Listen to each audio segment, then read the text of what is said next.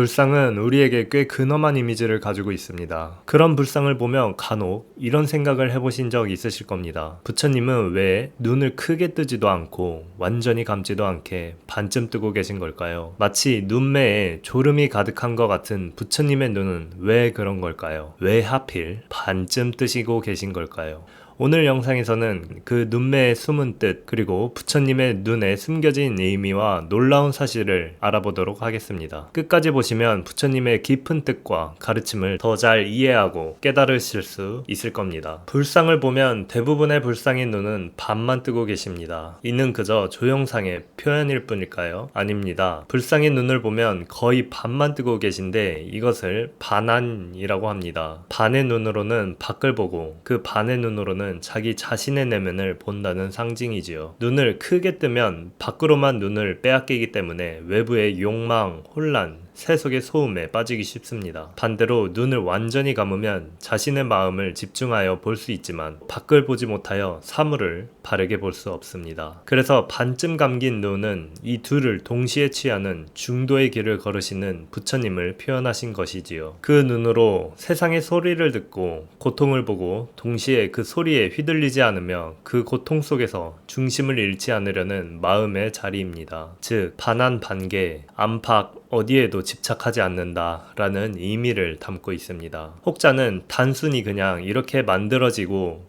어디서 가져다 붙인 의미가 아닌가라고 하실 수도 있습니다. 하지만 경전에도 이와 같은 설명이 있습니다. 수타니파의 출가의 경에는 그대들은 와서 아름답고 건장하고 청정한 저 사람을 보어라. 우아한 걸음걸이로 멍에의 길이만큼 앞만을 보며 걷고 있구나. 그는 분명 눈을 아래로 뜨고 걸음을 옮기면서 알아차림을 확립하고 있으리라. 또한 그는 결코 천한 가문의 출신이 아닐 것이다 라는 표현이 있고, 또한 마찌마나 까야 브라흐마유의 경에는 곧다마 존자는 걸을 때에는 오른발을 먼저 앞으로 내딛는데 그 보폭이 너무 길지도 너무 짧지도 걸음이 너무 빠르지도 너무 느리지도 않습니다. 무언가를 볼 때에는 온몸으로 돌아서 보며 위로 올려다보거나 아래로 내려다보거나 이리저리 두리번거리지 않으며 멍에의 폭만큼 앞을 바라보지만 그분의 지견은 막힘이 없습니다. 와 같은 표현이 있지요. 그것은 바로 중도의 시선, 세상을 향해 있으면서도 세상에 휘둘리지 않는 마음가짐을 가진 부처님을 뜻하는 바입니다. 밖을 보되 안도 보는 눈, 이 구절에 담긴 뜻으로 봤을 때 그 의미를 정확히 알 수 있습니다. 고요함과 깨어있음 사이에 균형을 찾는 태도이지요. 하지만 이런 눈을 한다고 진짜 실생활에서 효과가 있을까? 라는 의문이 생길 수도 있습니다.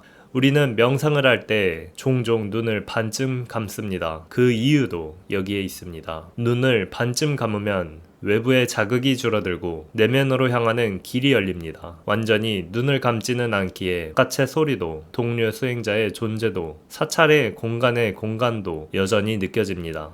이는 단순히 차단하는 것이 아니라 선택적으로 바라보는 태도, 주체적으로 인식하는 자세입니다. 반대로 눈을 완전히 뜨고 있다면 우리는 늘 자극에 반응하고 감정이 끓고 마음이 흔들릴 수밖에 없습니다. 그래서 반쯤 감긴 눈빛은 자비로운 관찰자의 눈빛입니다. 그래서 불상을 바라볼 때 우리의 마음도 같이 고요해지는 것입니다. 이런 마음가짐은 실제 상황에 어떻게 적응할까요? 첫째, 관찰하는 마음을 가지기입니다. 마음이 어떤 대상에 반응할 때 그 반응이 나 자신일 수도 있고 휩쓸리는 마음일 수도 있다는 것을 알아차리는 것이죠. 둘째, 수용입니다. 외부에서 들어오는 자극이나 감정, 고통이 있을 때 그것을 억누르려 하지 않고 있는 그대로 마주하는 것. 셋째, 비집착입니다. 세상의 것들에 매달리지 않는 태도, 그것이 내 중심을 흐트러지지 않게 하는 힘입니다. 이 세 가지의 마음가짐을 불상은 눈빛으로 통합해서 보여줍니다. 관찰, 수용, 비집착. 반쯤 감긴 눈은 세상을 향해 감지하고 고통을 외면하지 않되 동시에 그 고통의 마음을 빼앗기지 않는 중심을 지키는 눈빛입니다. 그렇게 우리는 불상의 눈빛을 통해 깨어있는 고요함을 배우게 됩니다. 이 고요함 속에서 세상은 여전히 소란하고 변화무쌍하지만 그 소란함이 우리 영혼을 삼키지 못하도록 마음이 흔들리지 않도록 중심을 지키는 것이 중요합니다. 눈은 흔히 욕망의 통로라고도 하지요. 우리가 무언가를 욕망하게 될 때 가장 먼저 작동하는 감각기관은 대부분 눈입니다. 눈으로 보고 마음으로 탐내고 손으로 가지려 한다는 말처럼 욕망은 시각적 자극에서 출발하는 경우가 많습니다. 그러니 욕망을 멀리하고 내면의 고요함을 유지하기 위해서는 시선 자체를 다스릴 필요가 있습니다. 나는 지금 어떻게 살아가고 있는가? 나는 세상을 어떤 눈으로 바라보고 있는가? 내 시선은 자비로운가? 아니면 날카로운가?